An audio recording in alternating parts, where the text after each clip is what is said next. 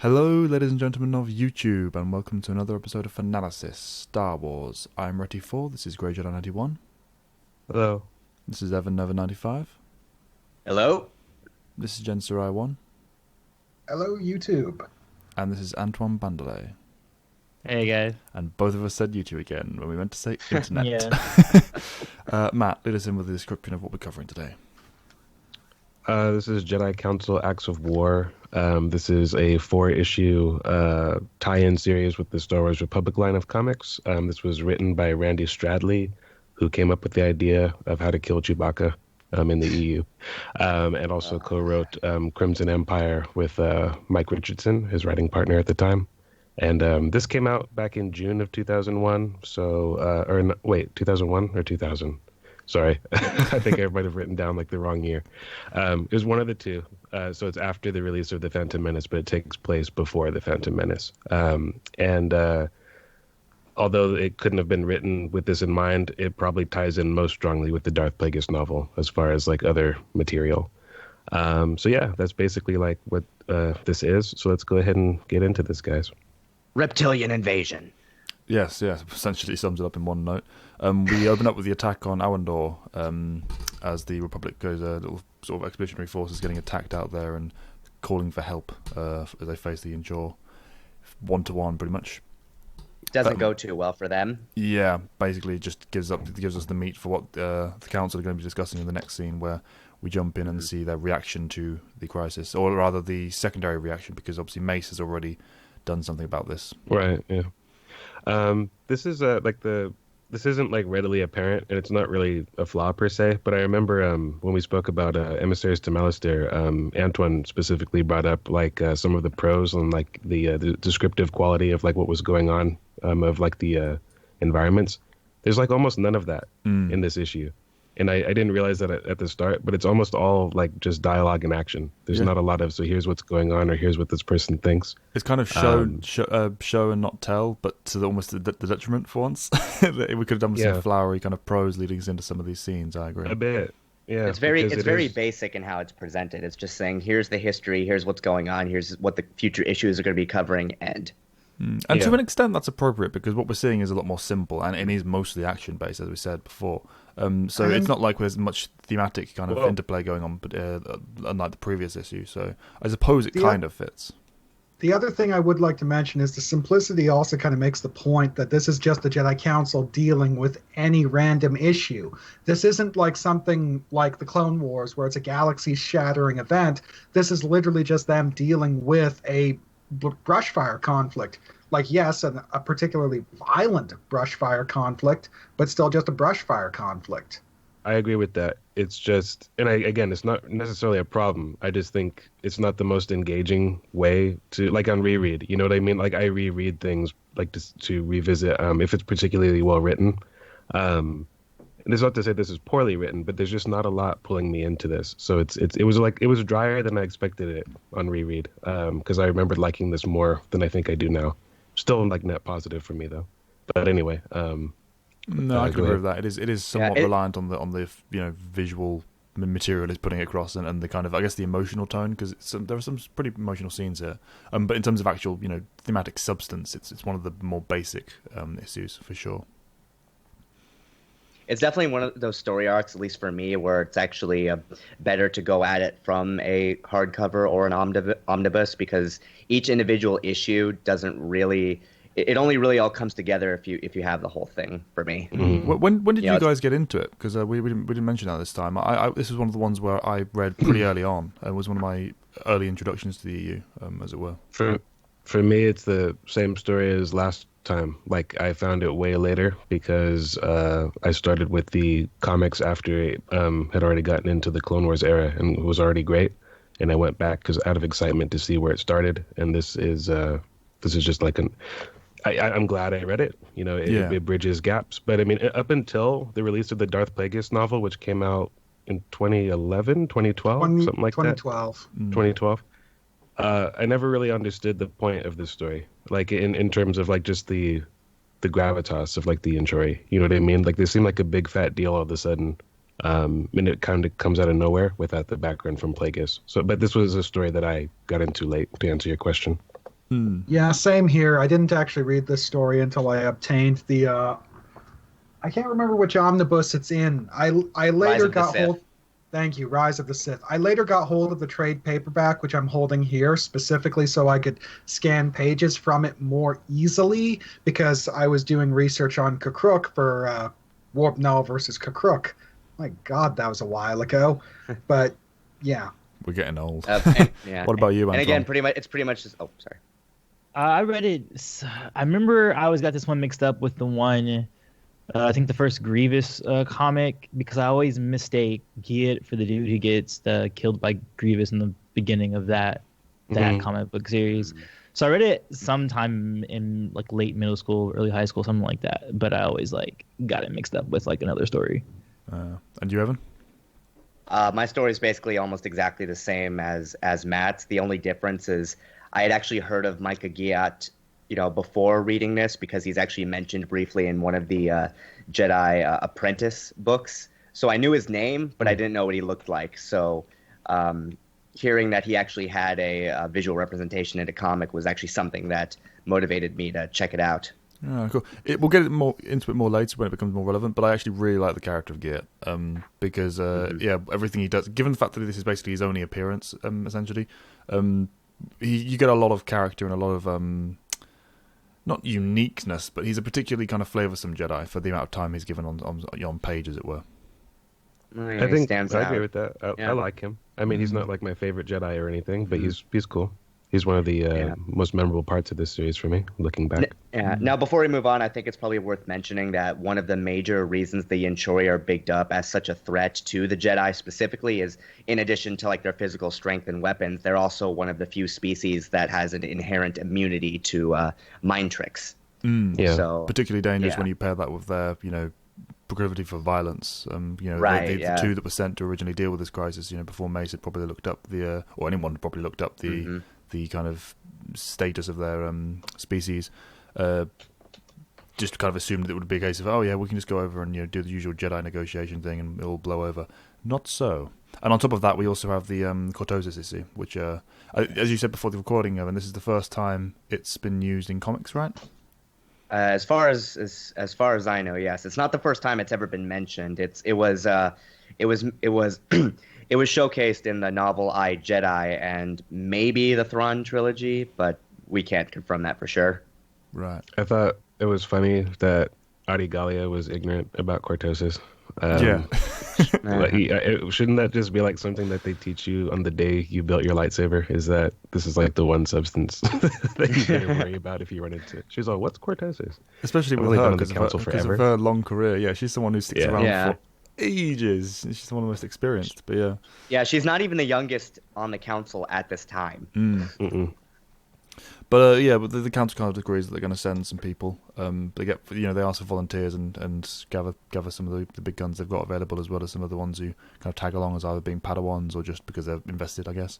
And it feels like they kind of like slapped this plan together, even though ostensibly, like, it's implied that they spoke a lot about there's a bit of a gap because Mace at first said he wanted to go alone because he feels kind of guilty because he sent out two Jedi that were killed, and so he has some skin in the game in this thing. So at the end he's like, I'm gonna do this alone, and then Yoda says, we'll speak on this, and the next time we see him with like a half dozen Jedi with him. Like, just a bunch of people, and no small amount. Like, let's all go. These are pretty big guns as well. They've got the knights that kind of. This is the introduction of people like Su Choi as well, isn't it?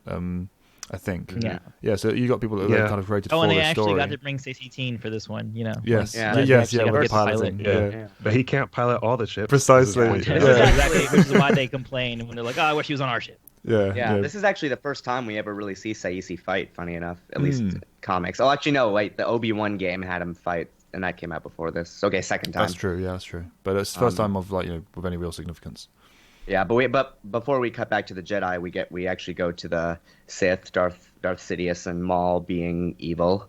And while the kind of the cuts to these two are a bit standard in terms of exposition, we're evil, moha, the actual plan itself and the overall kind of point of the Insurance Crisis, I think was a pretty pretty effective choice given the it's limited Palpatine screen working time. at his Given best because it's a win-win situation for him, where he's like, well, either they'll get rid of the threat for us, so when we come into power, they'll be gone, or we have dead Jedi on our hands. Like, it's great either way. So like, it's a good Palpatine line. But I was kind of weirded out by one of Maul's expressions. I think it's in the 5th panel where he looks like he's enraged. Yeah, and he should just be listening. Yeah, and I'm like, I what thought are you the same doing? thing. He's like grimacing, like, it's like, what are you doing? I want to say that the novel kind of plays it up some, where he's like itching for a fight, and like he actually, if memory serves, he thinks based on watching the Inchori fail against the Jedi that he would have done better on his own. Like, you should have let me go and fight everyone on the council myself. He's a little bit delusional at this point in the game, but yeah. Also, where are they in proximity to the tower? This is what I was wondering. Yeah, because there's a tower in the temple. At the end of the comic, the very last one, where it's showing the kind of, oh yes, thank you, the council for being the ones who instigated this. It looks like they're in one of the Jedi Temple towers. Right. Yeah. They should be at the works. Like, looking at the temple from like afar. Yeah. Yeah. It does not I don't present think like they that, knew though. where this was. Like, I think that they watched the film and thought they conflated that building. Like at last we'll have our revenge, like with the works. So that's what I'm guessing anyway. Yeah, it felt a bit weird because they do look like they're actually in the temple itself. Yeah, I suppose the justification could be that they're maybe on board a cloaked ship or something, and they're just hovering right by the temple. Because why not? Yeah, wouldn't that just be the perfect example of Sith arrogance?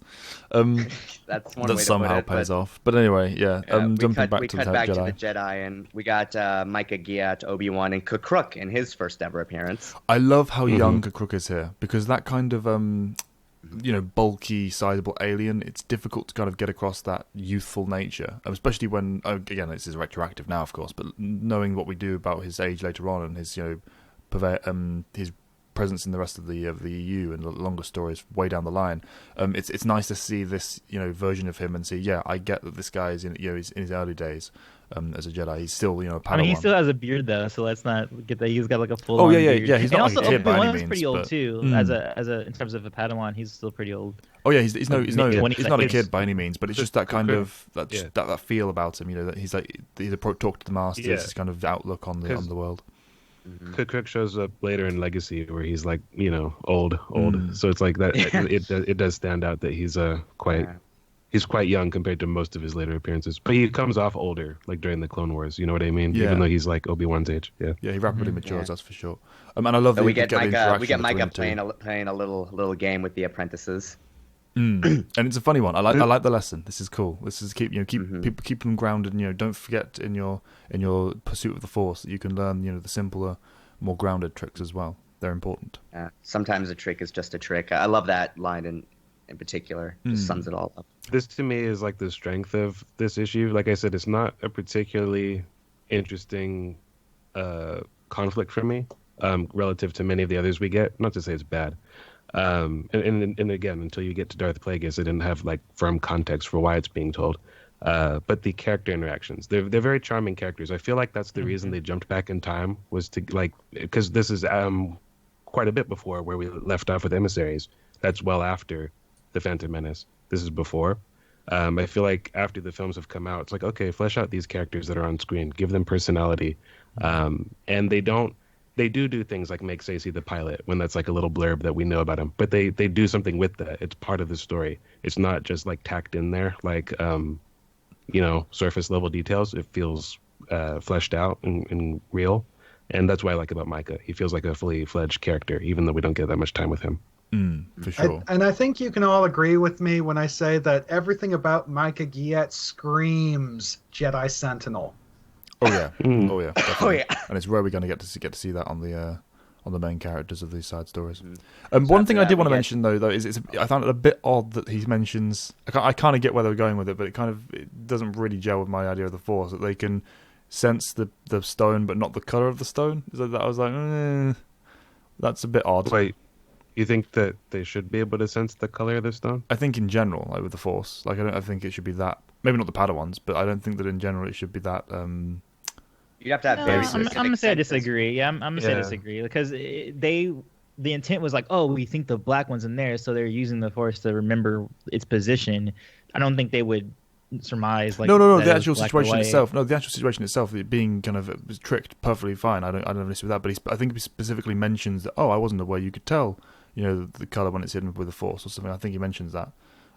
Which to me was he does. odd, It was a sarcastic comment because you can't do that. Is like what he's saying. Yeah, but I I found that odd. I thought, really, you can't. The Force is that kind of mundane in that regard, in that approach. I thought it was sort of I mean, how hokey would that be if like Yoda's all I sense a blue jewel in that room? Like I mean that's a bit far. Like it's the presence of the thing, but Yeah, no. What I also like about this strip is that it highlights good Jedi being good Jedi kind of throughout, and them always reminding each other how to be a good Jedi. Like when they first go out, Mace kind of has a speech and tells them, we're not going out here for revenge, even though he himself, it might seem that way on the surface, is trying to go back because he feels a little bit guilty of the situation that he put those other two Jedi in. But he keeps reminding them, and this happens throughout the story. Like you have Jan and Plo and everybody like kind of reminding everybody, hey, I'm holding it back. Remember who we are. And I like that is presented here because often we see Jedi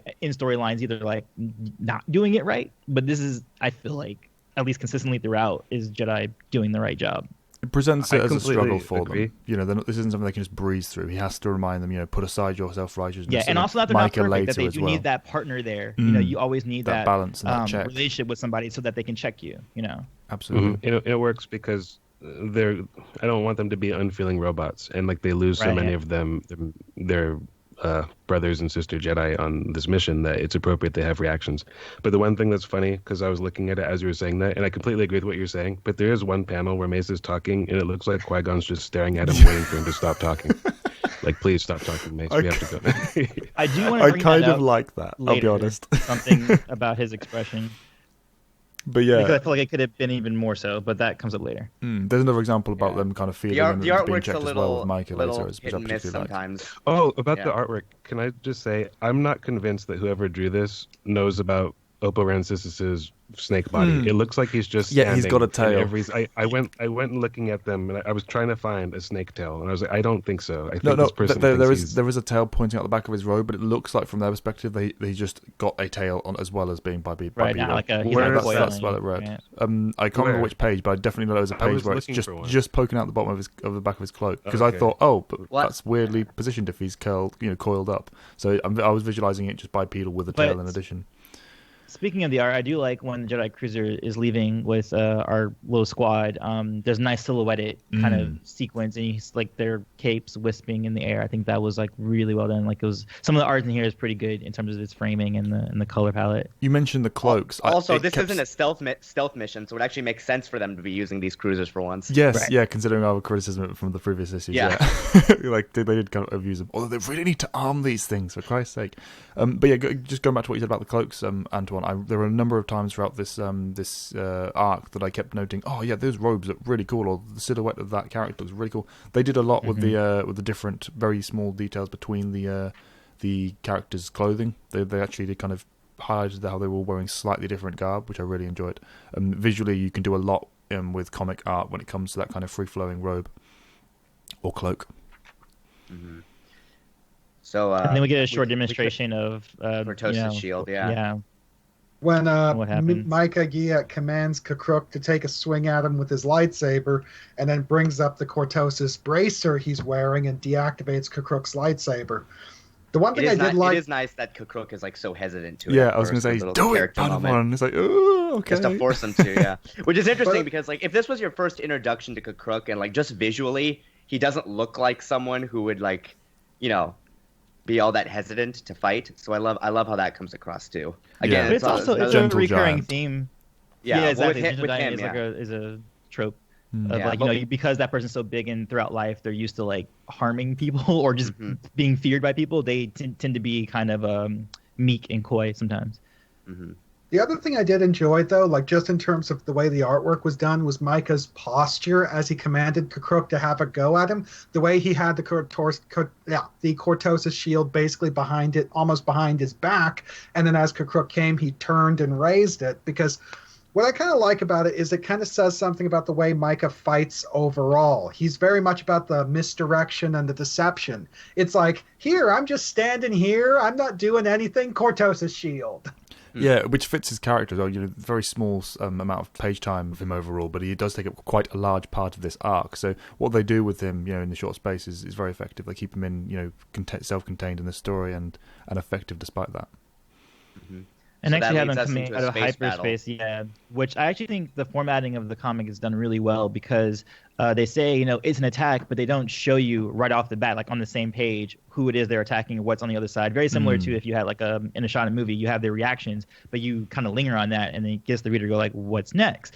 Granted, I don't know how it is in you guys' versions, but in the omnibus, it's on the next page to the right, rather it being a page turn, which it would be more effective if it was a page turn because you're like, oh, what is it they're like afraid of, and then you turn the page and you're like, okay, it keeps you turning the page. But even so, I do think the formatting of that it's a very subtle thing that not always is spoken about, but the formatting of comic books is very important too for the storytelling of this medium. Yeah, completely agree. I think There's a lot of that particularly here this. because they spend. Sorry, I think particularly here because they spend so little time establishing anything with the prose. Like, so it has to be that engaging and that visual. Yeah, took a lot of collaboration between like the artists and the writer. It would have.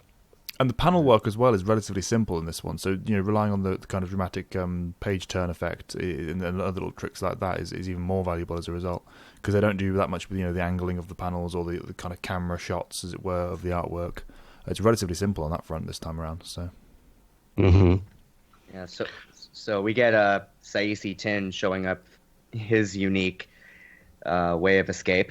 Yes, yeah, he's going to hyper jump, not through, even though it looks like it, past the planet, Right. which highlights his get skill. that at all. How does that work? Like, they never explain. So Unless what they're saying he's going so fast where he's like Able to going turn over up, the planet, but that doesn't they said he was like, okay, so I get the impression that anyone could attempt this, but unless you have like Jedi reflexes and skills, you would just die horribly. It's that he's letting like the gravity well of the planet, sort of drag him like sort of around the planet, and he's just using his reaction time to prevent it from colliding with something and going horribly wrong. And from their perspective, no one goes this fast, this close to a planet. So from their perspective, he's just gone, and they're like, what? Because they haven't fathomed what he's done. That makes sense. That does make sense if you consider his astro navigation abilities. Yeah, yeah, because it's like one of the cool things about Saisi Tin, because I'm researching him right now for my next big video, is his telepathic abilities aren't just restricted to telepathy. He's also able to get reads on physical objects, and it basically makes him really, really, really, really, really good at instinctive astro navigation. He basically doesn't need a navicomputer on his ship anyway, and this is kind of almost like, it's kind of the physical manifestation of everyone's hype about him being a pilot all the time. So, it's nice to show why. So it's like, let's see why. Yeah, and we actively get the other ships mentioned. It's like me and Mike is like, no offense, Plo, but I wish Saisi Tin was piloting. He's like, none taken. I too have if she was present. It's mentioned a few times, I think. By people, but yeah, it's I think it's the only crazy feat he has like that when it comes to like piloting, even though it's consistently mentioned that that's what he does, but I don't recall that. There's not that many stories with him, to be fair. So there's that, but anyway, so that happens. We get the second Jedi team in their way of escape. Yes, with the escape pods, which again is right, exactly. Bringing up the Giat's trick with the stones as a way of applying that to the broader situation. My favorite thing about that is like the start of the banter between Plo and Mike. And just like the stupidity of like of how it would sound. Let them hit us. And he's like, yes, just like that. I didn't plan that. It's like, at least he's honest. Because like he could have just gone, like a fairly like monotone character. Like, well, I didn't plan that one. Precisely, the deep resonant voice of his mask adds so much dryness to his sarcasm. That one got a genuine chuck. It's brilliant. But yeah, I didn't plan that one. And yeah, they kind of release. I like as well. They don't just release the escape pods. They take the time to kind of add a little bit more, not gritty, but realistic approach of that two of them go off the escape pods, and they need to do one more. So let's drop the Sailing pod. There's an additional aspect to it, which I like. Well, almost. They haven't done it quite yet. They don't. They talk about that comes later. But after that, we cut to the Jedi Temple, and we see the Yanchori amassing for an invasion, which showing once again that the temple has some of the worst security. Well, sort of. I mean, we see. I guess they don't need security because they are Jedi. Yeah, well, there is It's a just Jedi sort guard of like, outside. They just kill her before she could, alert. Yeah, It unfortunately. feels like there's no cameras or staff of any kind, or just like anybody with sensors their eyes or open. anything. And also, did they seriously turn out all the lights to the temple and then just like have it be super dark in there? Like we're all here with our swords. Like, I mean, I get it. I get like the moment you want, like in a cinematic sense. It's like the Anakin knighting ceremony. Like you want that kind of visual, but the setup doesn't make any fucking sense. It just doesn't. Yeah, it is a bit There's like unusual. Yoda, like, okay, we have like a surprise ambush, like for the Inchori. Yeah. Wait, did they kill the guard? No, I thought she survived. No, No, she's she died. dead. Unfortunately, It's awkward. I don't understand why she's dead. But probably she's dead. because her neck was broken. You know, his hand Oh, probably her neck was clenched broken and the snapped. exact same We time. could have done with I a did. snap. But she could have we- just killed him instead of saying, Like "As you are mine." Yeah, well, You but know, when so- to be fair, to her credit, she does use telekinesis to call the lightsaber to her, Matt, which you never get to see. yeah, that's okay. That's part one of a good plan. I know. Part two. What I would have had a use it diet before do you die. is precisely is you'd bring it the lightsaber so it just slices the arm off, not just stabs him when she grabs it, because otherwise but yeah, she's got the problem of the neck snapping as he clenches. So, but yeah, at least she gets him back. But what I do like is that when the lights do turn on, you do see all the Jedi with their sabers ignited, except for Yoda, which I'll get into more when we get back to his scene, when we return to this. But I do like that little detail. As do I. It was highly notable, I mean, or it's noticeable, especially in the post Attack of the Clones era, after we've seen him do that, is going back and going, oh, he has no sword out. Cool. Right. I mean, to be fair, who'd need it? I mean, he's got like everyone present right now. But yeah, the fact that he's also fighting regardless. I think it's also just the fact that in this scene, it's making a point about how low he regards the Inchori. They're like not even worth drawing his lightsaber for, as far as he's concerned. And you do get that sense of disdain as well. Like, these guys have just killed a Jedi on the the rooftop, and he's going to be aware of that with just any Jedi would with their senses. So yeah, he's like the line is a bit awkward because I don't quite get the Yoda speak right, but when he says find it difficult to leave again, you will. You sense that kind of he's pissed, which I like. So then we have like the scene with like the escape pods that we mentioned earlier, and I like this because it was I like how little time they spent explaining it.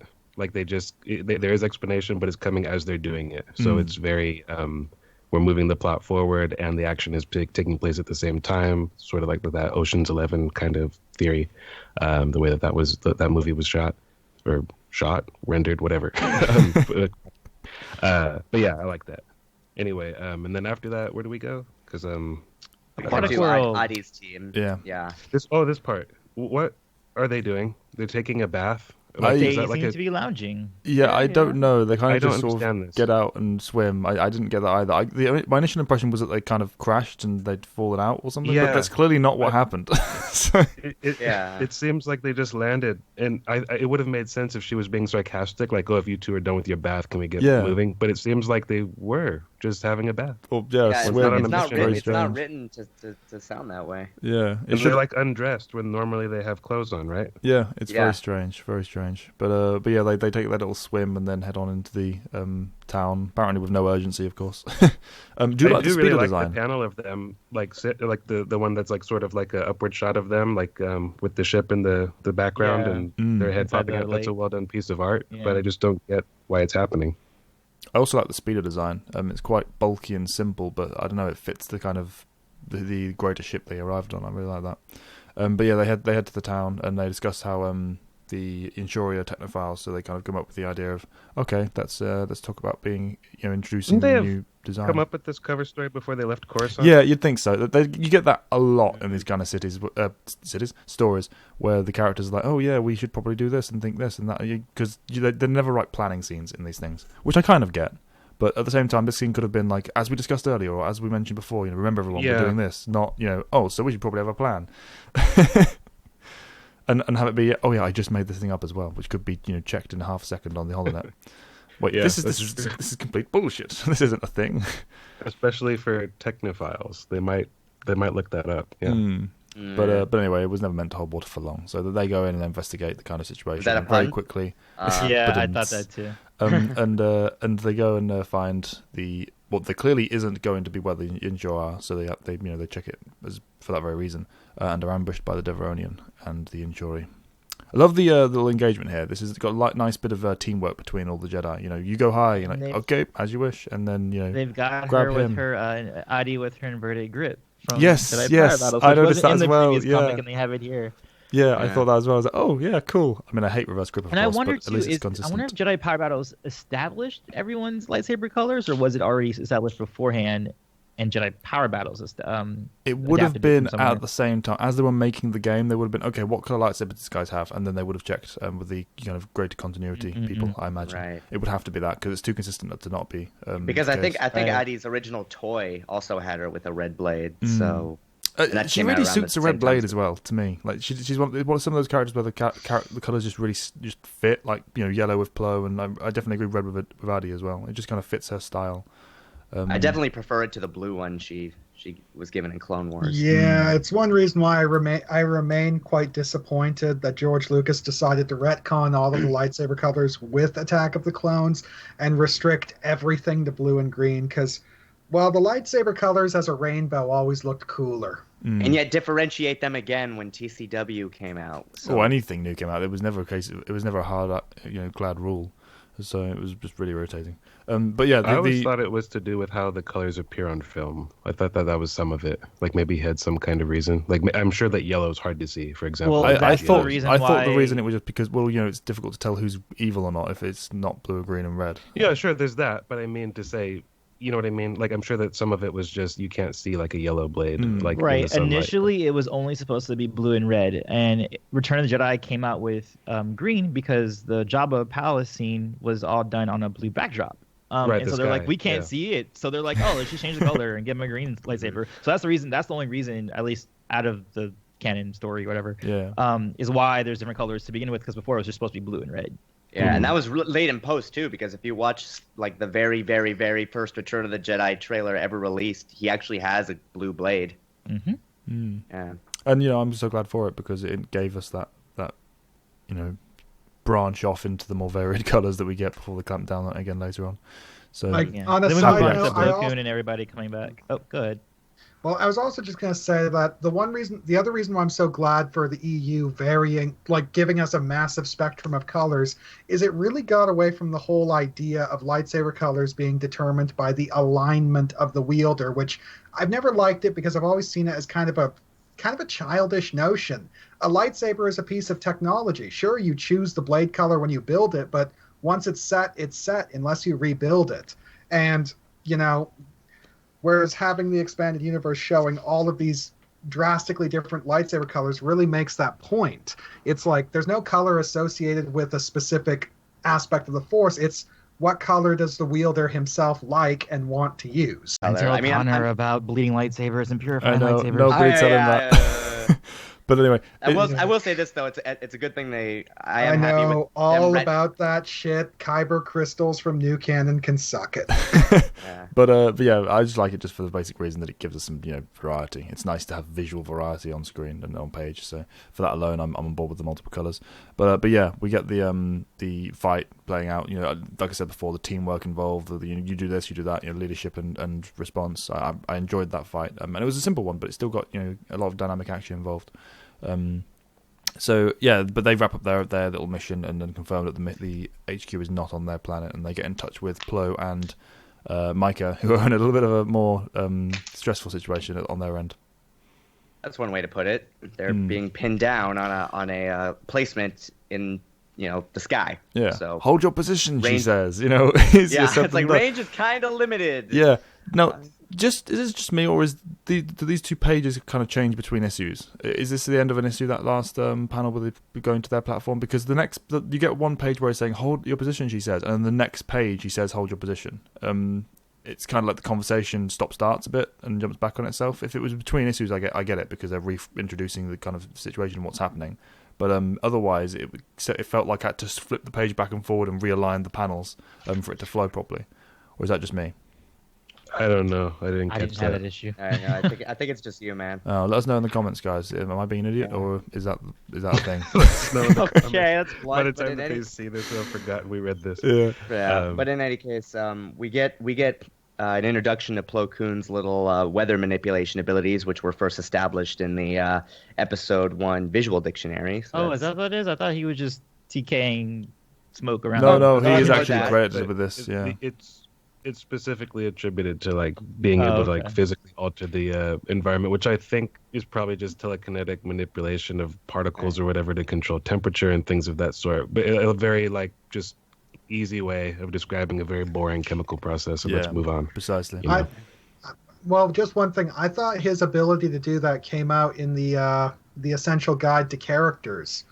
It would be one of the big guides like that. It wouldn't have been this the first time. This kind of would have been written and in the on the script work plans, and they would go, oh, this is going to happen. Okay, we'll whack that in there. You know, I imagine they had sort of a central database for all of the characters and all the little things they'd done in the story up to that point, or were about to, and that's why they got included. At least that's the way I'd have done the project. But yeah, they established kind of the threat with what's going on there, and they kind of try and escape and buy themselves time before Addy can arrive, because obviously they've called for help and they're now en route. And also the Padawans going like, why do you guys keep making fun of each other? And they're like, and giving them the lesson that, you know, sometimes you got to make light of a situation when we're like, you know, in mortal danger like this, so that you don't stress out, you know. Yeah, it that's amuses, a good lesson for them to carry on. It amuses me the in-depth explanation he gives while they're climbing up and, you know, getting attacked. It's like, well, you know, the reason for this is this, that, and that. But that kind of works because he was waxing philosophic in like the last arc on Alistair. He was talking like a lot and just kind of being sort of pretentious, in my opinion. And he concludes this with saying, Micah Giat would be like probably more worried if I said nothing. And Mike is like, yeah, a fat chance of that. Like, it's just like windbag. Like, I love it. He knows what's up. I love just the dry delivery from these two. The banter really works, despite its length. Absolutely. But yeah, cuts back to the Jedi Temple. Aftermath of the invasion. Indeed. Pretty brutal. Did anyone notice? Did anyone notice a Jedi Bates, who at some point will probably become a master? That's very unfortunate naming. That poor bastard. Also, it's funny because he keeps running into the scene, going, "Masters, look! I've got a message for you." So he actually does become a Jedi Master, by the way. So, he ends up getting killed by Grievous in a rather indignant manner. Grievous basically just crushes his head with his hand. He doesn't even fence him. He just ambushes him. Crunch. Nice to know he comes back in that detail. I'd missed that one. But yeah, it's in the Obsession. Also, cool. I'm just looking at a picture of him from there. He aged like a lifetime. Like he aged faster than Kenobi. But, there's that.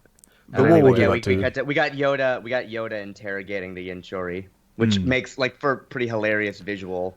Yeah, you know? But just he brought his fear with him. I just showed him the reality of it. I like that line. Yeah. It's very Yoda kind of. Oh, that's how he would do it. But also the reaction from Bates is like he's jumping between Yoda and they go, "No, Baz, look out!" And it's like, I don't need your help, but thank you anyway. Just boom. I like that he chides him for 500 years. Yeah, Sonny. I like that he chides him for it. My attitude towards the scene is almost the exact opposite. This is a situation where I think Yoda could have just stood there, let Bates deal with it, and not have to lift a finger. But the fact that he involved himself anyway, to me, it came across more as an arrogant display of power. The fact that he then turns around and lectures Bates about acting on blind emotion when Bates, well, he kind of did what a Jedi is supposed to do, act to save a life. Even if the action wasn't required in this situation, he still did the right thing. And Yoda, who could have just said, not necessary, but I appreciate the thought, instead said, don't challenge my supremacy. No, you're reading that wrong, I'm afraid. It's an emotional issue. It's the fact that he jumped in going, Master, no! He was acting on his emotional response rather than his duty. So that was what I was chiding him for. It wasn't about and there was no that guarantee that blast, that he could have defended against that, too. Keep that in mind. It could have just as easily shot him the idea to death. that he was probably going to get shot. Yeah, Jedi have seen other Jedi getting shot. You know, this exact thing happens to Micah later. So, you know, it's something that he's going to be worried about. So it's just a case of him slapping down like, nope, you know, your heart was in the right place, but your emotion guided you. That's not the Jedi way. Learn from this, you know, go and think about this. So I like that approach. Whether or not you like the force he dealt with the Yinchori, that's a separate thing. But in terms of chiding Bates, I think that was very, very Yoda and very Jedi. Personally. I still stand by the idea that Yoda and Palpatine should never have, busted out lightsabers in the prequels. And this does happen before Attack of the Clones, which, kind of informs the idea of like Yoda, not having a lightsaber. I'm sure that this was after, it might have been a little bit different, but he should, I feel like, remain as someone who is above saber work and would rely on the Force, because he's so in tune with it. And so I liked this sequence, especially for that. Again, like I was mentioning before, where they all come in and like he's the only one without a lightsaber. I think they also did it in How It Should Have Ended, one of those YouTube videos. It's a series, they do that, and he also isn't in his lightsaber. And I was like, yes, thank you for not having him with the saber. So I appreciated it for that. We'll have to do a video on that topic specifically at some point, because I'm of the opinion that I'm happy with him having one and using one, but it should just be very sparse and very zen, as I said before. He shouldn't be always busting. Yeah, he should be saving it for very specific situations and using it in very specific ways. But yeah, well, that's a whole different topic that we can dedicate a video to. Though. It's a pretty commonly held opinion too. Like, by the way, a lot of people feel that way. Yeah. But then, so we get the council regrouping and sort of assessing the situation. Yeah, they're just kind of talking about stuff. It's true. They are just kind of talking about stuff. They are basically playing catch up at this point. They're like, this is distressing. Jedi blood is spilled within the temple. So yeah, well. That is distressing. Yeah. Thank you for mentioning that, Deborah. Yeah, I wouldn't normally pick on it. It's just not a very... I don't know. I wouldn't have written it that way. It is dry. And it's funny as well, because the last time we'd seen Deborah, she was so characterful and so, involved, very youthful, in fact. Whereas here it stands out. It stands out that I am a standard Jedi Master who is just going to stand in the background and make comments. I always forget that she's even in this issue. Like, half the time. Yeah. When I read the bubble first, I'm like, who's saying this? I'm like, what? And I see that it's her, and I'm like, what? That's the thing, though. So many of her appearances are just in the background. She's vaguely present. Like, it's very rare she ever gets to take the spotlight, and that's certainly for me anyway, often very easy to kind of forget that she's more than that. Because most of the time you see her isn't the main character, which is annoying, because she's such a great character to see like that. I mean, it does make sense with the lines that they give for somebody like Oppo, because it's being like a tactical insight, speech bubble. It makes sense to give that to him. But for her, it is like, I didn't even think about it. But it's not just, it's dry in its face, but especially so, as you said, in contrasting it to the last time we saw her. Yeah, that's the big point. She's supposed to be a lot more emotive than this. She's not just like, yes, this is distressing. It's like, no, this is very sad. That's like a Mace prequel line. Yeah, precisely. This is a situation she probably would be particularly, affected by. Mm-hmm. I'm not even sure why she's not on the mission. She should have gone. Yeah, probably. She would have been a good asset to have. But anyway, we get the we cut return back to Plo's team. Kind of preparing to make their stand. It's literally just 2 pages. I do like the idea though that you kind of let's bring them down here. They can't shoot their own city out of the sky. Yeah, it was a nice little nod to Micah's again. It's clear thinking. We get more banter as well. It's like I applaud your thinking, Micah, but let's hope this isn't our last stand as the battle begins. And of course, Addy comes in to save the day. Yeah. Then we go before over that, we cut to the Yinchori. Yeah, Yinchor, the Yinchori homeworld. Yinchor, yeah.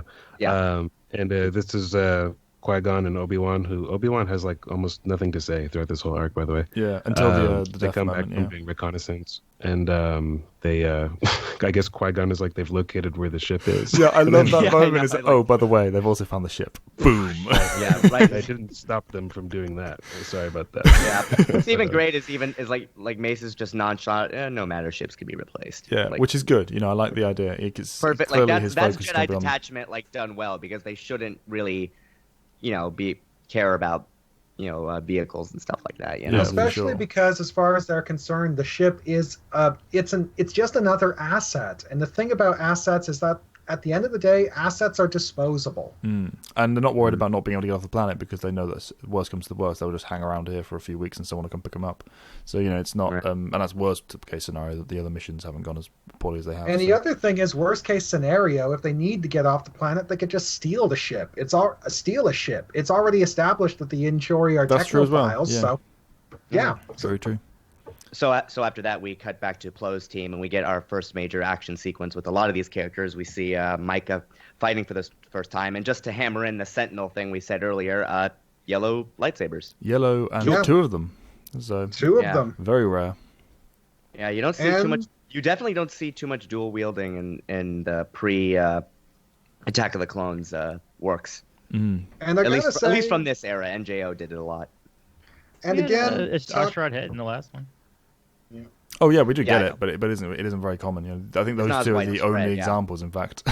Ashrad. Well, at the time, it was sort of not necessarily in universe, but like a lot of people wrote around the idea that was like super advanced. Like I remember like when Xanatos did that in Jedi Apprentice, that was seen as like, oh, nobody does that.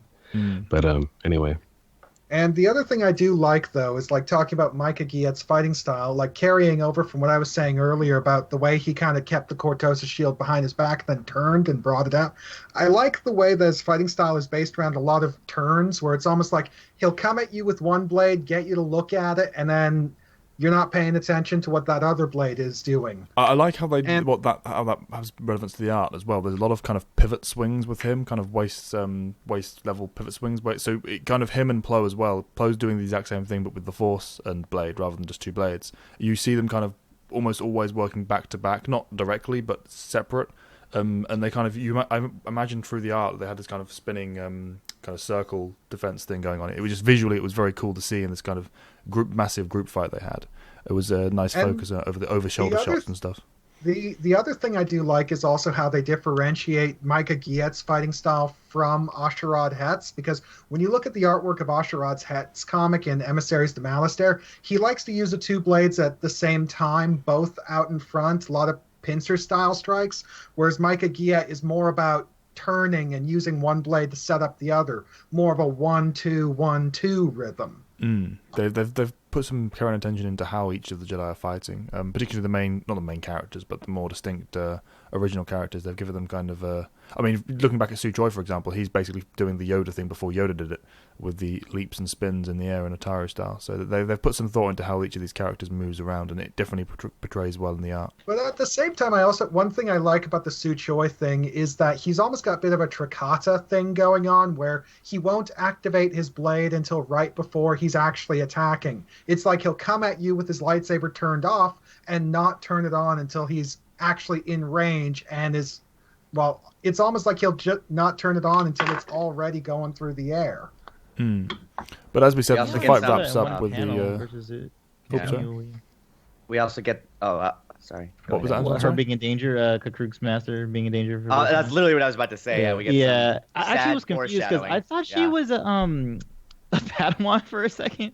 She looks like one. Yeah, she looks like one. So I was confused, and she looks young. She looks hella young. So I was like confused for a few panels. I'm like, who is calling who master right now? Is it Kakruk supposed to be a Padawan right now? I was like confused for a while until like I saw the panel where she had two of them, and I was like, okay, shouldn't you cut those off because it's like I think strange in the Jedi culture.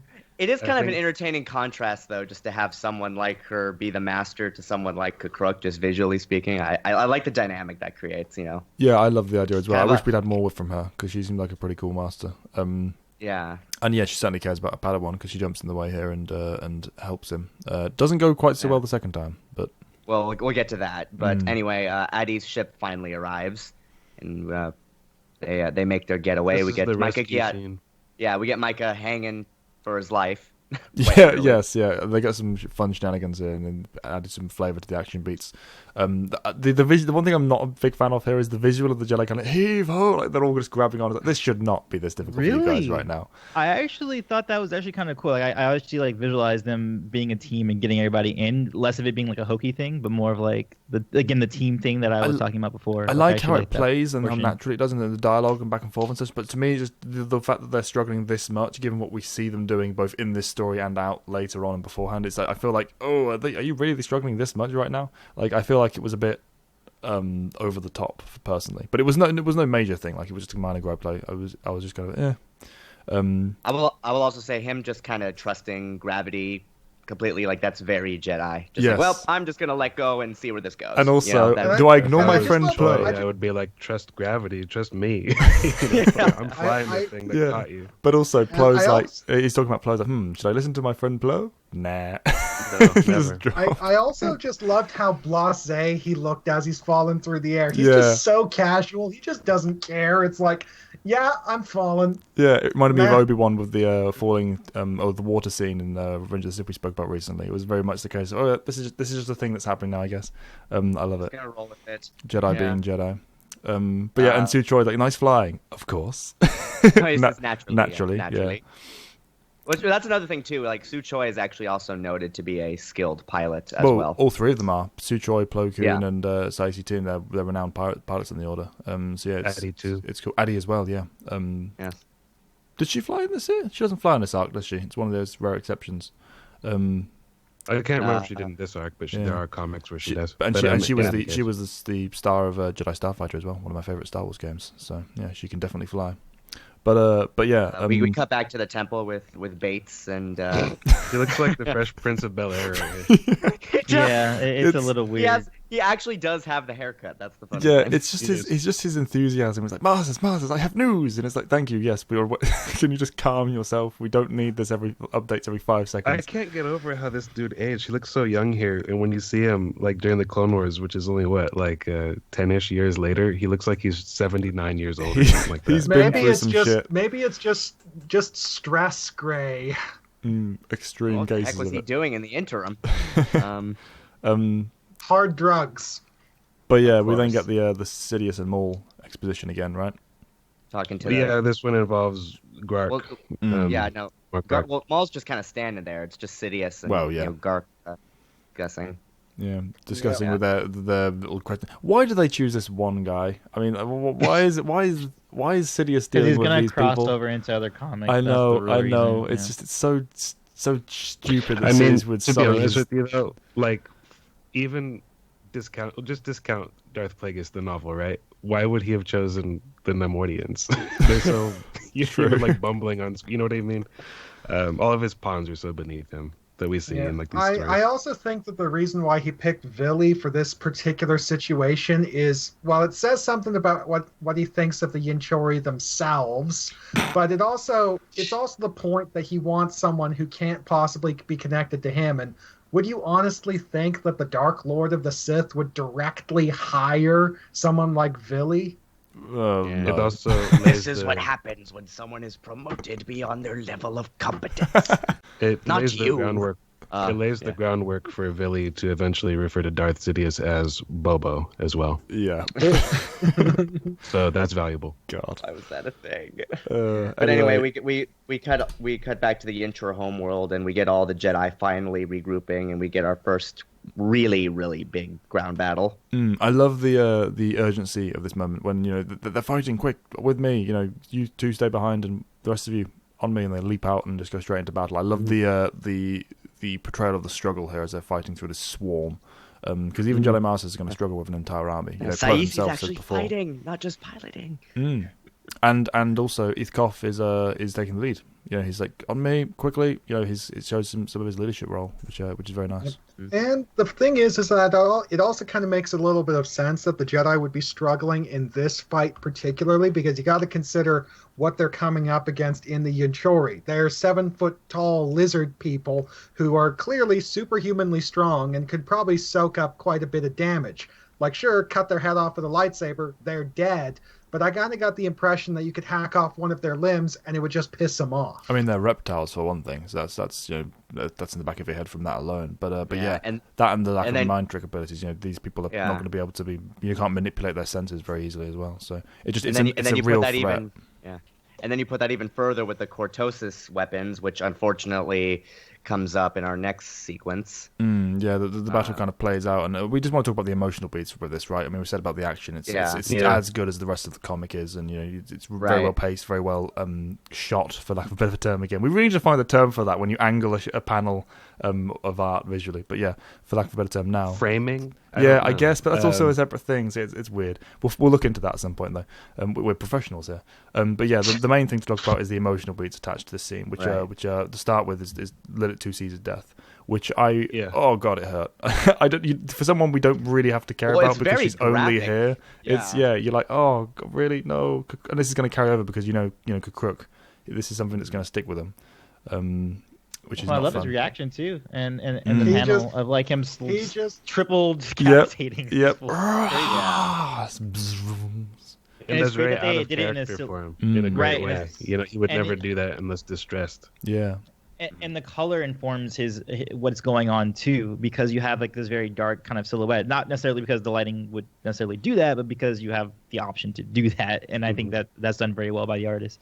Absolutely, kind of goes to that black and white style almost. And no one takes him aside and yells at him for this. You know, like, it's just like a desperate something that happens in the middle of like a battle. You know, it's like another story they might have taken the time of, oh, you're skirting the dark side, Padawan, don't do that. But this is just like they're all having a human moment here, which is nice. And I think what also really makes the point is that immediately after doing that, Kakruk immediately calms down. It's like he's not caught up in the throes of some psychotic rage like Anakin, where it's like, give me more Yinchori to kill. It's like as soon as he kills those 3, he's immediately cradling his master's body, crying. Oh, and the tears on his face. There's something about the fact that it's on Kakruk's face that makes it so much worse.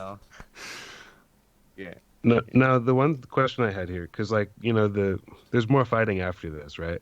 Yeah, the last panel of the comic is, like, Adi, like, and then their battle, and then his Padawan. And everyone's like, get her to the ship. Now, was she, like, instantly dead, or is she...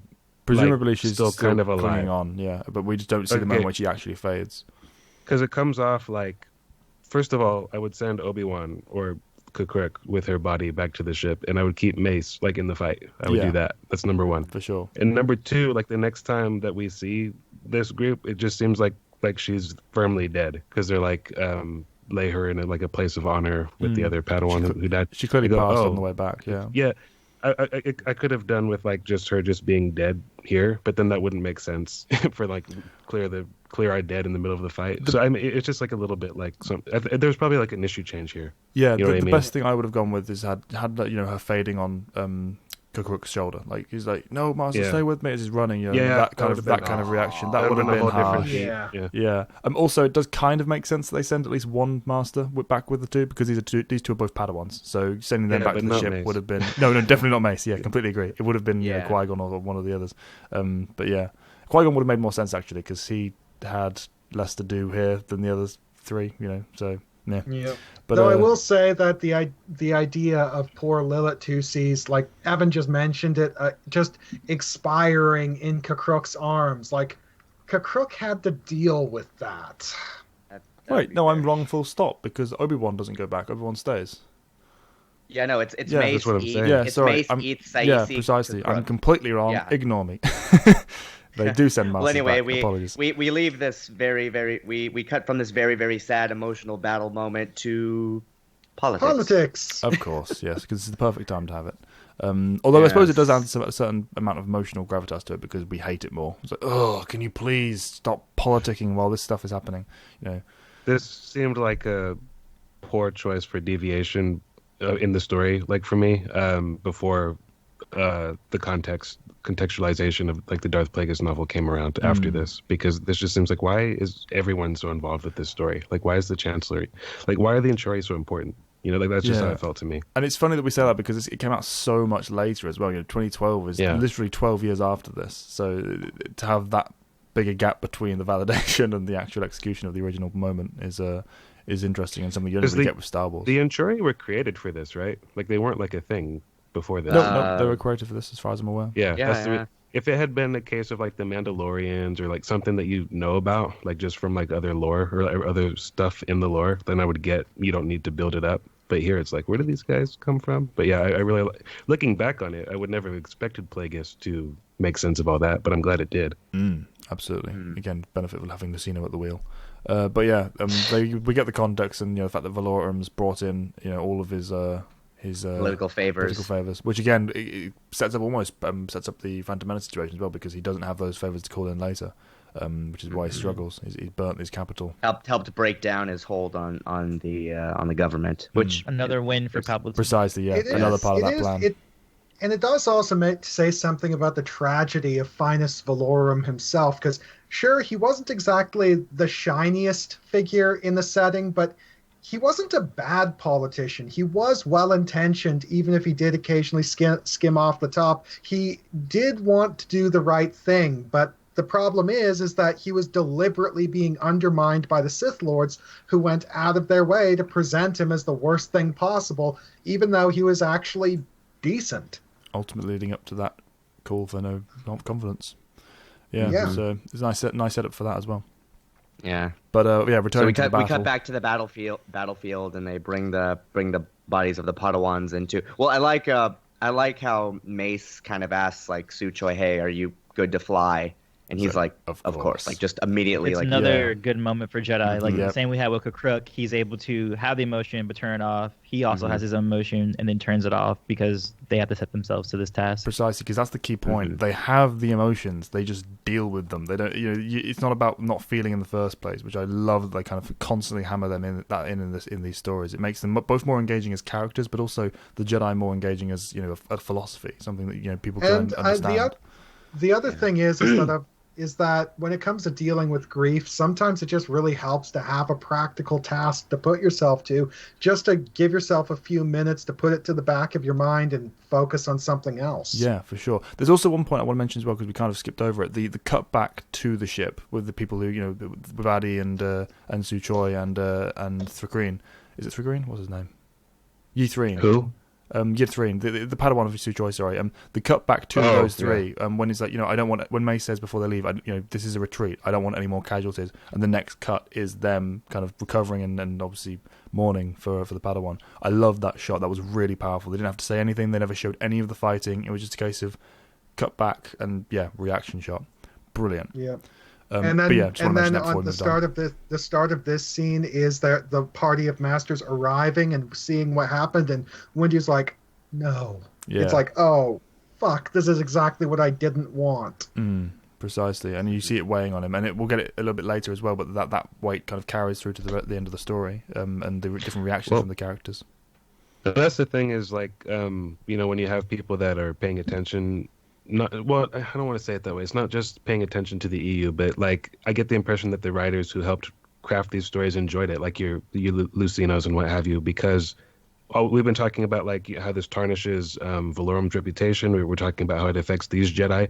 This also impacts Dooku and his loss of faith in the Council. This is another notch in their tarnishing reputation with him. It's so funny you mentioned that, because I actually have a note that says it sucks that Dooku wasn't a character yet in the Star Wars. Because if he was, he would have. If he was a character, he would have been involved in this event. It would have been a brilliant one to have him on. Yeah, absolutely. And even the fact that it affects him retroactively, though, it's nice. The notch in the EU's belt that it can pull. It was Dooku's career as a Jedi is overall is really something I wish they'd explore more. Yeah, the biggest thing we get is Galadran, right?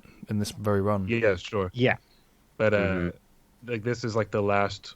Oh, you botched that, Council. You're dead to me. Like before the death of Qui-Gon. But it's one in a series of that. The same way that this Bian-Troi uprising is like a series of crises that affects Valorum's career. This is the latest in the series of crises that affect the Jedi Council's reputation in Dooku's mind.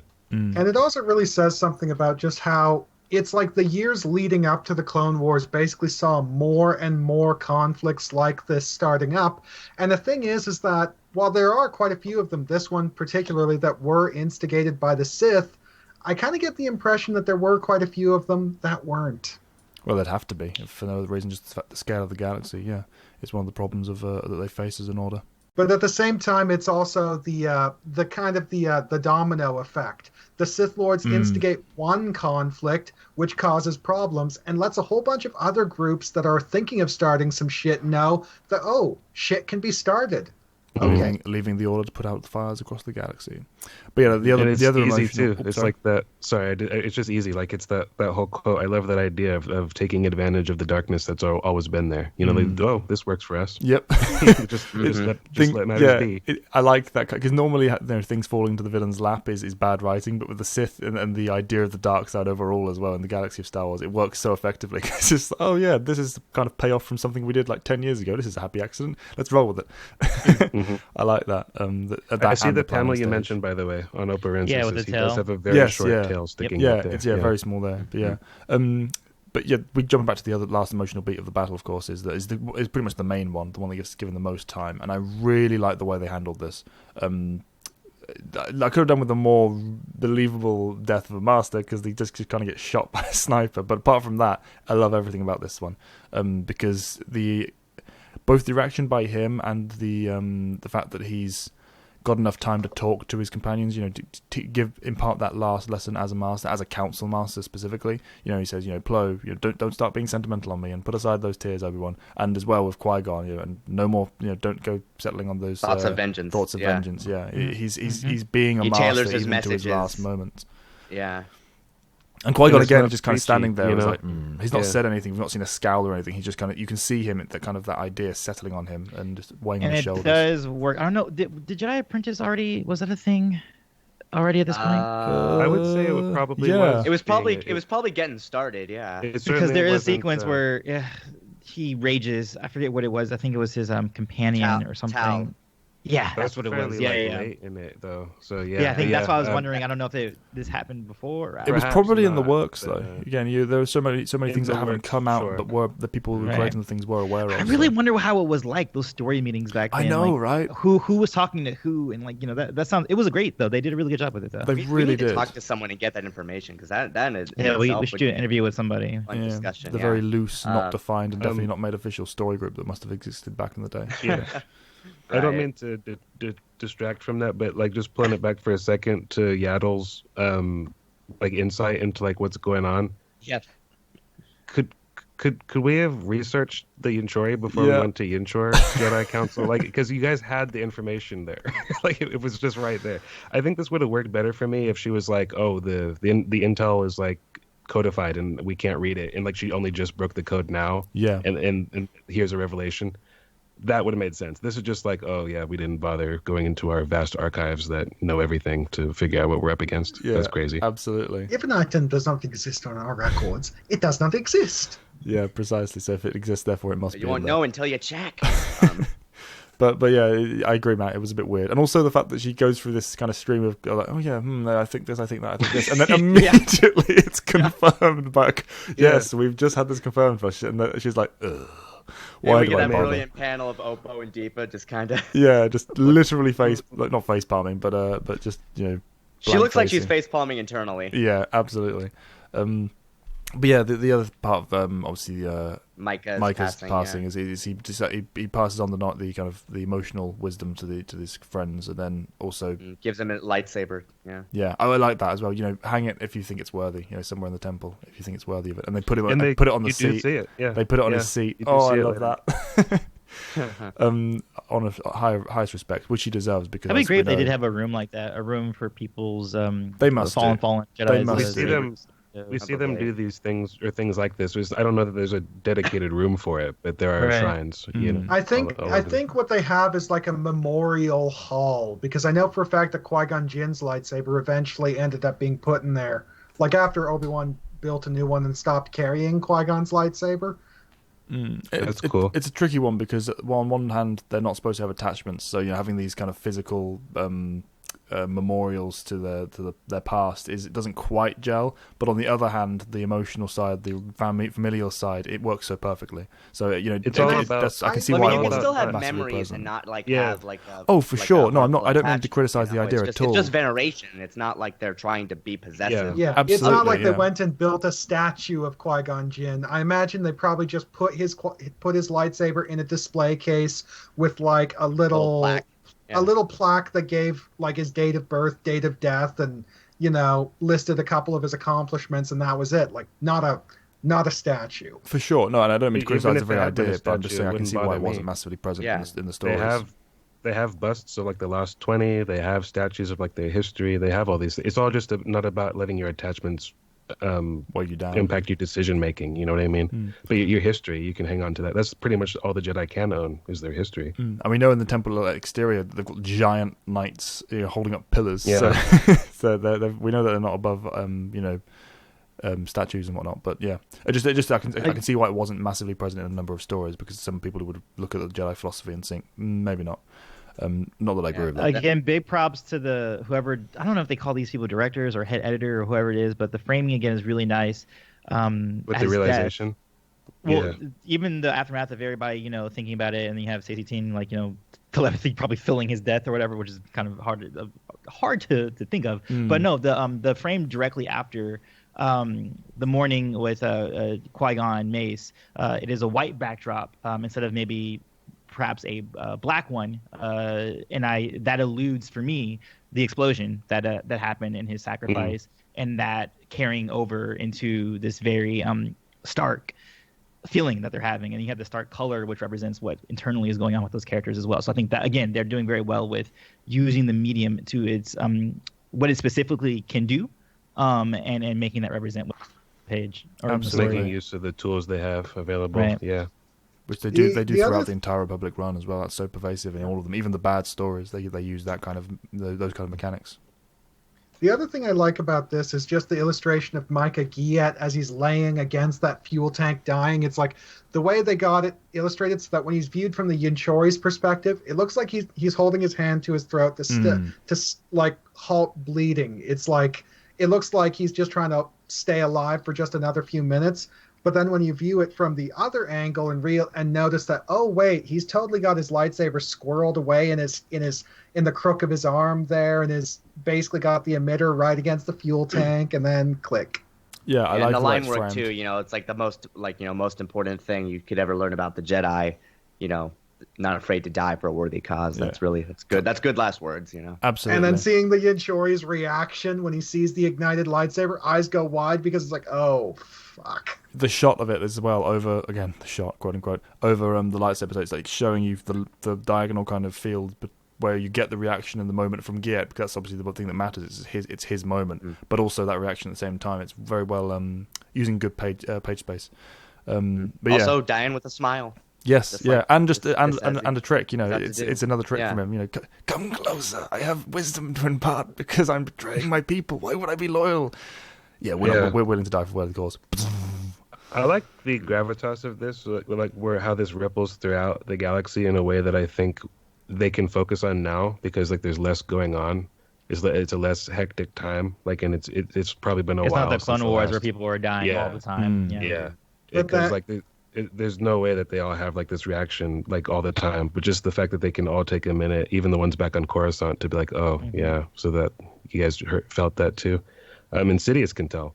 And he can probably like not just sense the death in the Force, but also the demotivating factor it has on the Jedi. Like, oh, I feel them affected by this, and I'm feeding on that. Yeah. So I really like that. Very, very effective. Mm-hmm. Even back on the ship as well, when they return, I like as well that Plo mentions, it looks like there has also been a battle here, because each of the teams are returning at different times. We're getting each of their reactions as they unfold. Very realistic on that level. And but yeah, when they all return and find that the it's not just the one or the two that have fallen, but all three.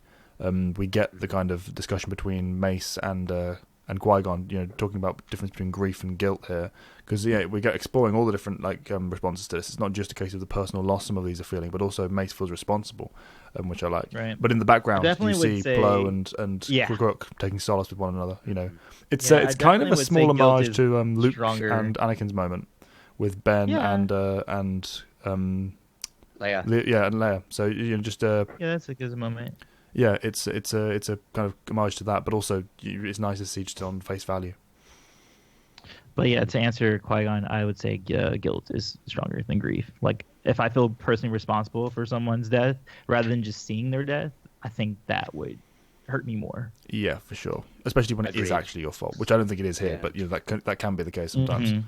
Yeah, well, even if you believe it, that's right. enough. It's your perception. Yeah, precisely. Yeah, but then we get the mobilization of the Republic Navy, and then we basically just get our final battle. Does Stacey have Farsight? I mean, because he's happy before precisely before it happened. Yeah, so it did not play because he's like happy. What? Oh yeah, I suppose I am now. I guess I was happy. Yeah. It didn't. I did not know what we were supposed to be thinking at this moment. It was like, what? I didn't either. I didn't expect that to be I expected to be the only idiot who's confused by that, but I'm glad that none of you understood that either. Or that the two of you didn't. It doesn't make sense unless he's just relishing and like, woo, joy of flight. But that is not made clear. And that's the only thing that I think is passably understandable here. Because what else is he going to be happy about? Why is he happy right now? And it sounds like he's affronted when he says happy. What is this? It's very strange. It was weird. Okay. All right, cool. Yeah, but it's just, there's not really much to say about it. Big space battle. They crash into the Yinchori base. They surrender. We get a little bit of symmetry with we didn't really mention this, but we have the whole might makes right sort of line that Oppo gave at the first issue. kind of coming full circle. We didn't really talk about it, so I guess there's no. Often recanted when you meet, a mightier foe. I like that because it's very true. The one thing I will say is that the most terrifying adversaries are usually the ones who don't recant it when they're beaten. They invite you to kill them because you're the stronger one. Therefore, you proved their point about might makes right. You can at least have respect for the philosophy when people are doing that. But when they do recant it, it's like, well, you're just scum then, aren't you? It's hypocritical like these ones. and doesn't make sense. Yeah, precisely. Yeah. It's a nice wrap up on that front. And then we cut back to the temple and mourning their dead. Small detail. Very solemn mood. Small detail. I love how Plo's holding Giet's lightsaber. Because he couldn't recover his body, obviously. So you've got the Padawans being brought in, and Padawan and Master rather being brought in, and then he's just holding it respectfully before him and takes it to the council seat. I love that. They make a point of framing the empty chair. During like the discussion as well, multiple times. And just the expressions and the kind of the procession as they come off the ship. It's not shoving it in your face and this is a mourning grieving moment. Let's have a funeral scene or anything like that. It's just a case of return. The knights and the masters return, and these are the losses that have been faced. Even the nameless characters up to the side, you can see how they're registering this impact, and it bigs up the whole relishing of the Sith as well at the end. Because it helps frame their victory more, and the impact that it had. Mm-hmm. And in the sequence, we're also introduced to, he's not actually in the story, but, Ki-Adi-Mundi being named to the council to replace. And them denying Qui-Gon, which one thing about this issue, right, exactly. So the issue, I think, if it had this conclusion about Qui-Gon, there should have been a few more lines from Qui-Gon or something within the mission that we could see, we can see how they think he's a little bit hot-headed or a little bit too willful.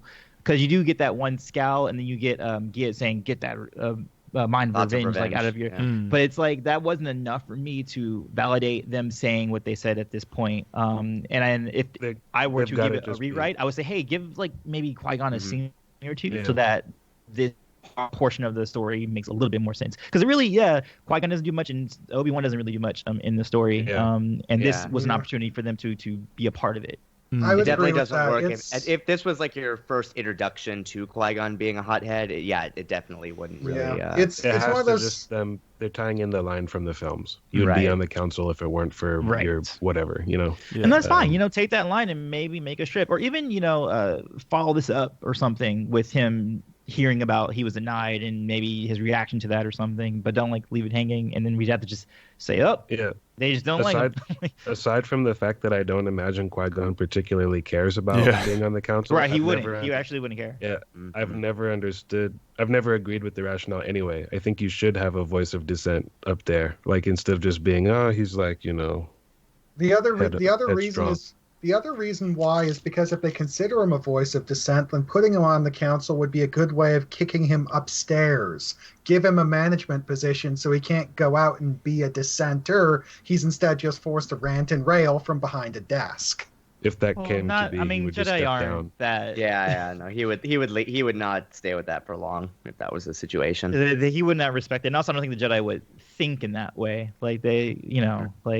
We want him here so he won't go out, It would need to be a much more politically dampened council than the current era's one, that's for sure. Yeah. And I think it's also funny that they said he's stubborn and headstrong, and they put Ki-Adi-Mundi up there. Yeah. So, granted he's not necessarily clearly that yet, but that's pretty much how I think of him. In fact, thinking on it, all four of the lifelong members are stubborn and headstrong. Mace, Yoda, Plo. They're all that way. They're all regarded as that way in many ways as well. So it's apparently a seat, the lifetime seat tradition. I think it depends on what kind of stubborn and headstrong you are. Are you a stubborn and headstrong who will double down on your beliefs, or are you a stubborn and headstrong where you'll just do whatever occurs to you and no one can tell you otherwise? But that kind of wraps the well, then we get the final page from Sidious. Well, looking at the temple.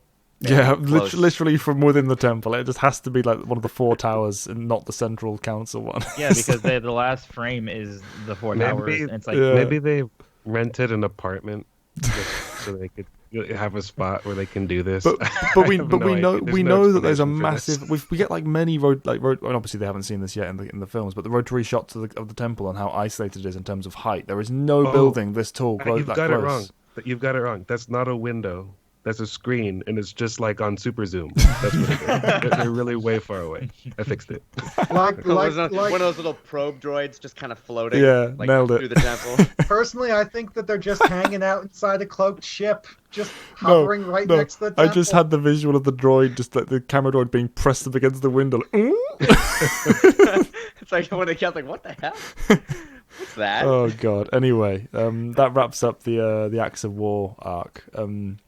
I enjoy it. It's nothing, massively impactful. It's not got a huge amount of themes to discuss. It's just a simple story told with the compelling characters that we either have loved elsewhere in the EU or have grown to love through this small story.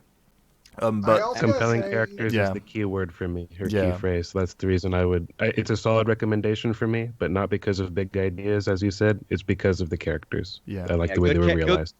Good character moments, unique art, and action-packed. That's what it does for me. One thing I will say about this is that it's also a nice follow-up to what I was mentioning in our review of Outlander about how the Republic's demilitarization was such a problem. The Inchori crisis have been such a big deal if the Republic had a standing army, as opposed to just loading Senate guards into police ships. Oh god, yeah, I forgot to mention that. What are they really just using the Senate guard here? They load them up by the hundreds by the looks. Like, how many of these guys do you have?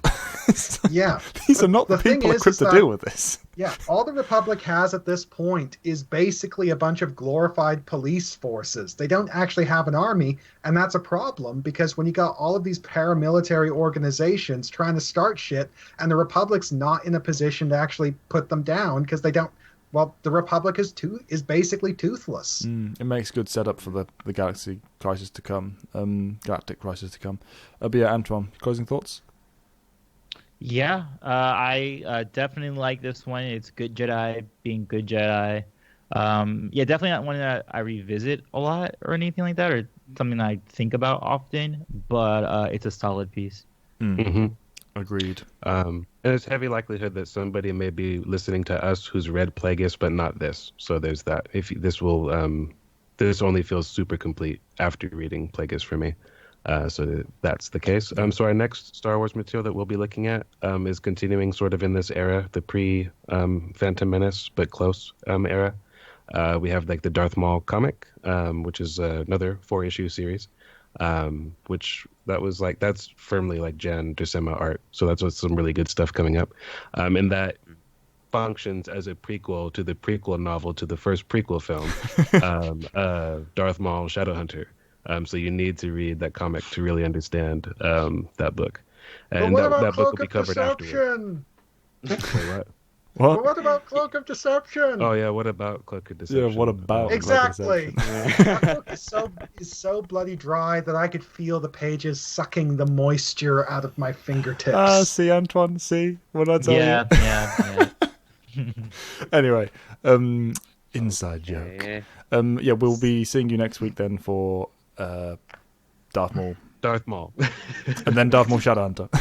Is what I was about to say. And then no more Darth Maul. Yes, not for a long time. And then after that, no more Darth Maul for a while. But yeah, I hope you guys enjoyed. Let us know in the comments down below anything that we've missed or you want us to cover in greater depth. Looking forward to hearing your thoughts on what you thought about the arc as ever. I'm Retty4 and I still don't have an outro.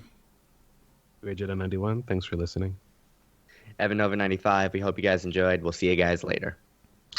Good night, YouTube, iTunes, and the rest of the internet. Antoine Bandele, peace, love, and may the force be with you always. Goodbye.